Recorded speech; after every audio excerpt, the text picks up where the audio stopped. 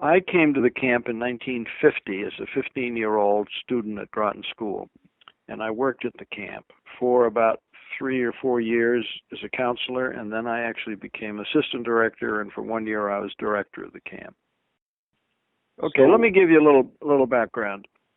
In the late 19th century, probably about 1895, somewhere in there, Groton School, which is a prep school in Massachusetts, started a camp that was originally on Squam Lake.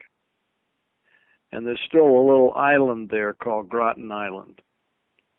And the camp was intended for young boys from the Boston area who were at risk, I guess is the way I don't know what they said in the 19th century, but what we call at-risk kids. That is, kids who are having troubles, maybe discipline, maybe a little the police, stuff like that.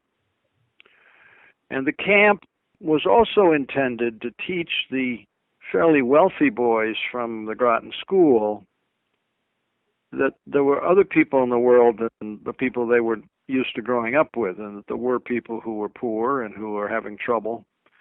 So it was a two-way teaching tool. One was to help the young boys from the Boston area. The other was to help the boys at the school see that they had an obligation in society to help other people. And the faculty of the school, or not all of them, but certain members of the faculty, ran the camp, and it was only in the summer.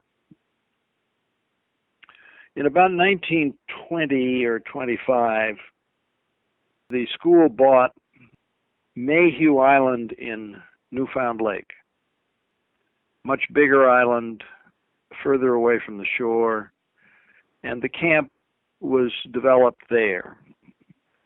That camp existed until about 1965 when it closed, and a group of us created a nonprofit corporation, and we started the camp that's now there called Mayhew,